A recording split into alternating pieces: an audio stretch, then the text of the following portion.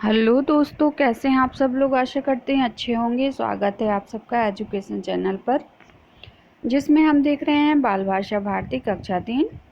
Video को देखने के लिए चैनल को लाइक शेयर सब्सक्राइब कर लीजिए। आइए शुरू करते हैं इस वीडियो के माध्यम से इस पाठ को पढ़ना।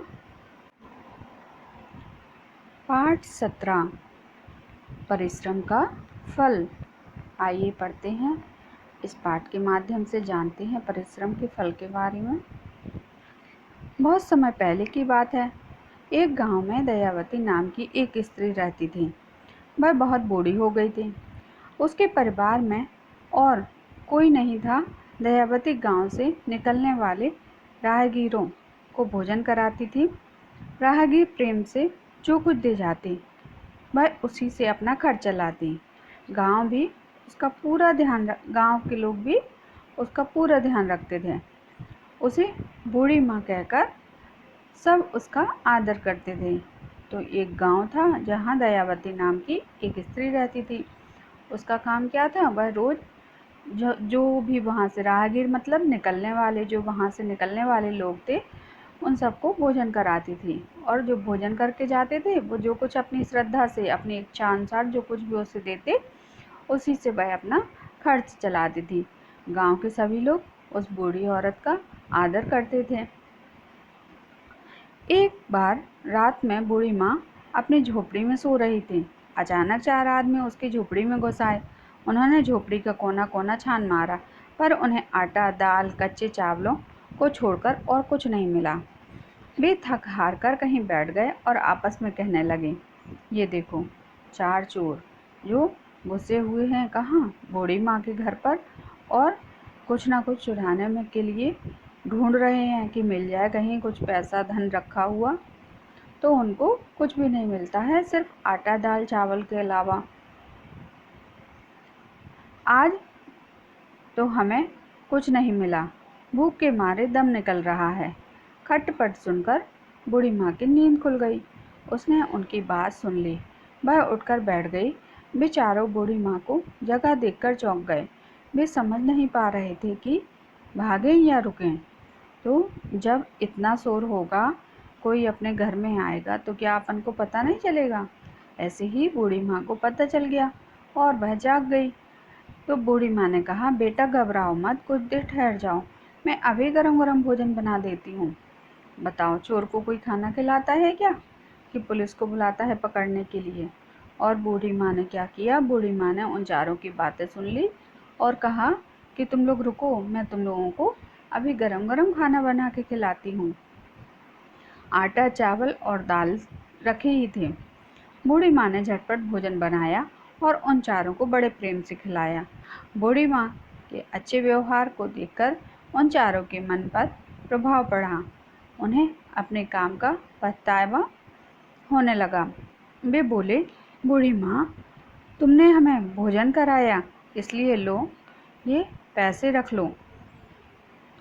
बताओ, चोरों का भी मन परिवर्तन हो गया ना। बूढ़ी माँ ने क्या किया, उन चोरों को भी खाना खिलाया। तो जो वो चोर चुराने के लिए कुछ आए थे, वो भी बूढ़ी माँ को कुछ ना कुछ देकर गए। बूढ़ी माँ ने कहा, नहीं, ये पैसे तुम्हारे श्रम का फल नहीं है, मैं इन्हें नहीं लूँगी। उन चारों व्यक्तियों ने कहा, अच्छा, तो हमें ऐसा काम बताओ जिससे हम तुम्हारे दिए हुए भोजन के बदले दे सकें। तो बूढ़ी माँ ने इन चारों चोरों को एक सीख भी दी। क्या कहा बूढ़ी माँ ने, बूढ़ी माँ ने कहा कि तुम जो ये पैसे मुझे दे रहे हो, ये तुम्हारे परिश्रम मतलब खुद के कमाए हुए नहीं हैं, ये तो तुम्हारे चोरी किए हुए हैं, और इन पैसों को मैं नहीं ले सकती हूँ। तो चारों चोरों ने क्या कहा, उन्होंने कहा कि बूढ़ी माँ, मुझे बताओ कि मैं कैसे आपका ये कर्ज चुका सकूं। बूढ़ी माँ ने कहा, ठीक है, झोपड़ी के बाहर एक सूखा पेड़ पड़ा है, मुझे भोजन बनाने के लिए लकड़ी चाहिए। तुम लोग अभी सो जाओ, सुबह उस सूखे पेड़ से जलाने के लिए लकड़ियाँ फाड़ देना। तो चारों बड़े थे, बहादुर थे।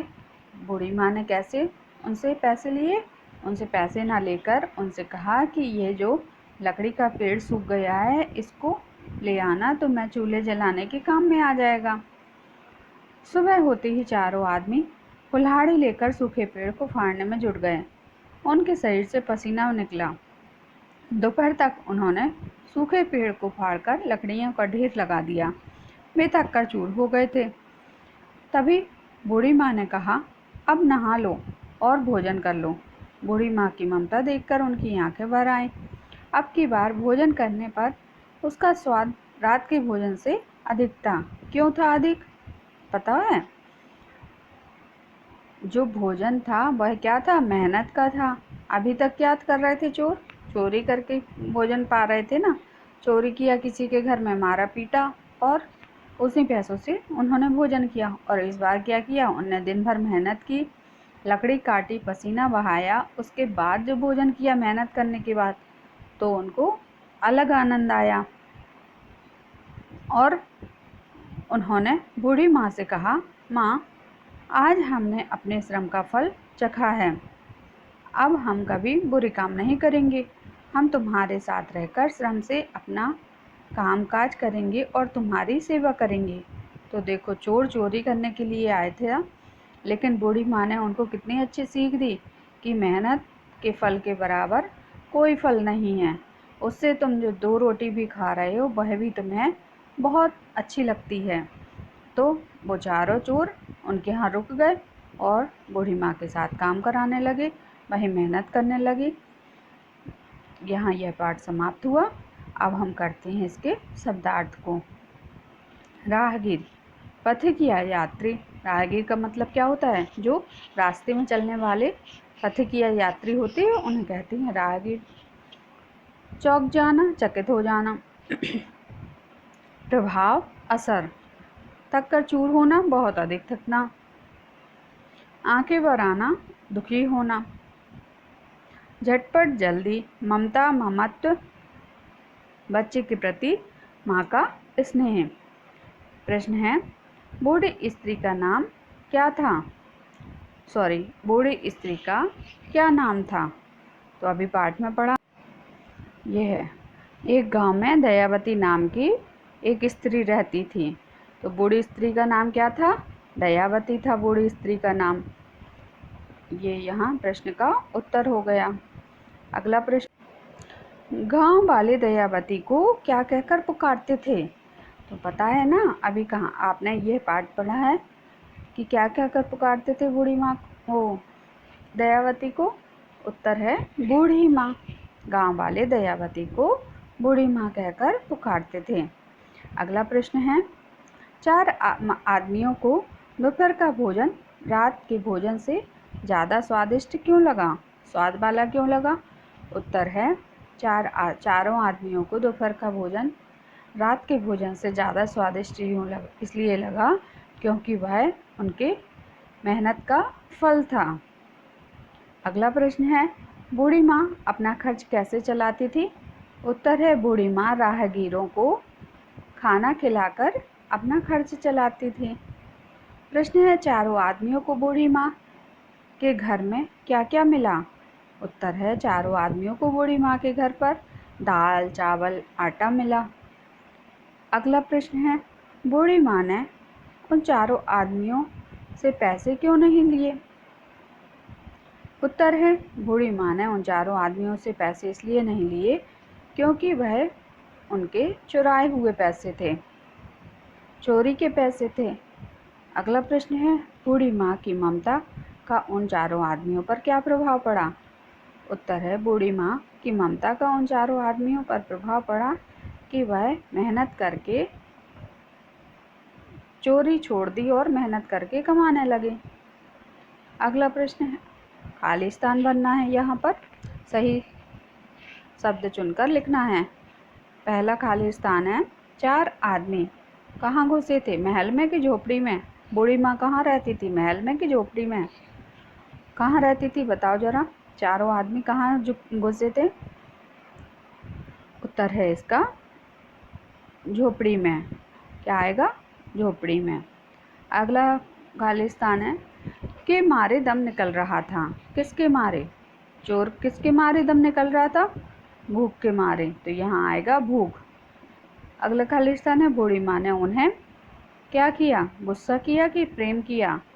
तो बूढ़ी माँ ने उन पर प्रेम किया, तो यहाँ पे लिखेंगे प्रेम। अगला खालिस्तान है, आज हमने अपनी क्या आराम का फल चखा कि मेहनत का? उत्तर है मेहनत का। तो ये हमारे खालिस्तान यहाँ समाप्त होते हैं। अगला प्रश्न है, सही जोड़ी मिलानी है, मुहावरे को वाक्य से मिलाना है।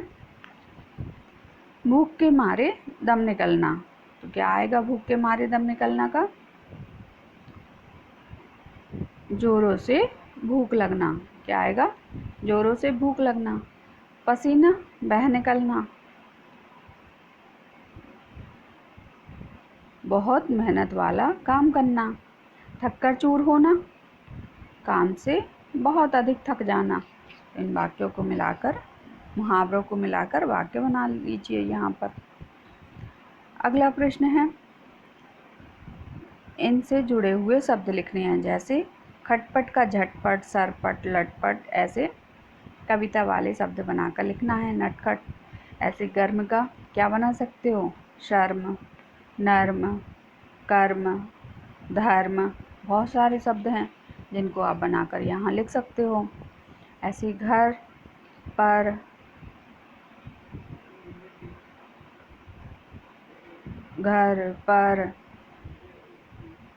कर, सर, बहुत सारी चीज़ें हैं।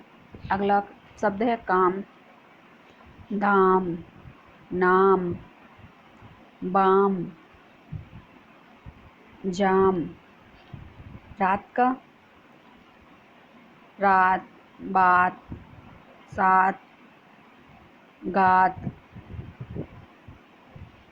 लात, ऐसे शब्द बनाकर आप यहाँ लिख दीजिए।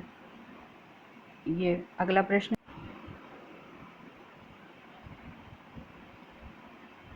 अगला प्रश्न है, पाठ में से ऐसे वाक्य छांट कर लिखिए जिनमें उद्धरण, ये जो चिन्ह है ये किसकी पहचान है? ये उद्धरण की पहचान है। ये जो चिन्ह है इसे उद्धरण कहते हैं।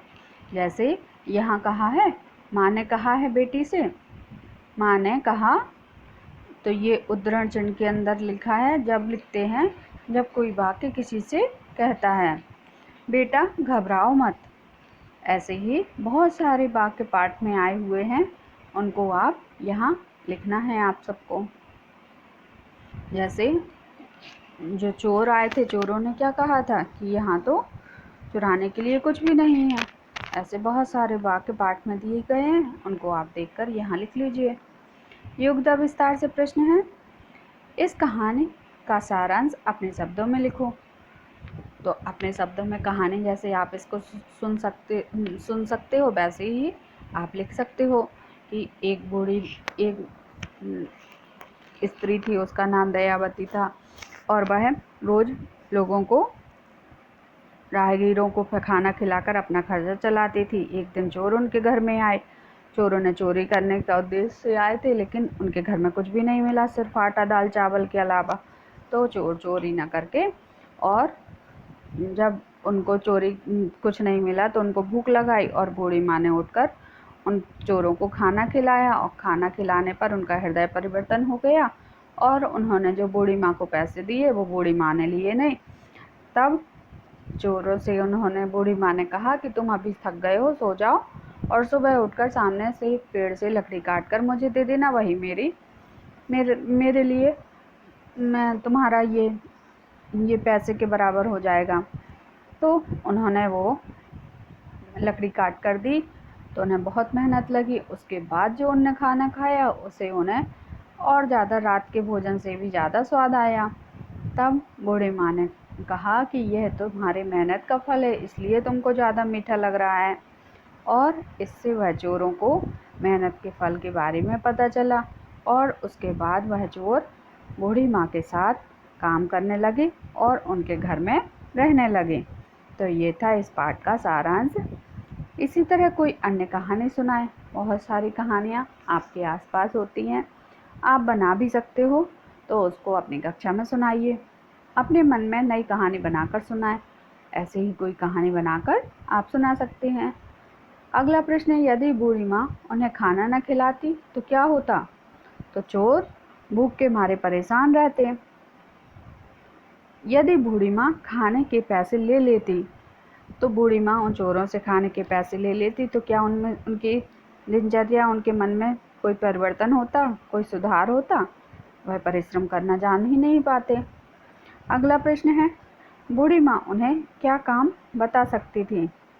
बूढ़ी माँ उन्हें और भी बहुत सारे काम बता सकती थी, जैसे पानी भरकर लाना, उनके घर की साफ सफाई करना, खाना पकवाने में मदद करना। बहुत सारे काम उन चोरों से बूढ़ी माँ करवा सकती थी। तो यहाँ जाना हमने मेहनत के फल के बारे में। आशा करते हैं आपको इस वीडियो से नई जानकारी पता चली होगी। अगली वीडियो में अगले पार्ट को करेंगे। धन्यवाद।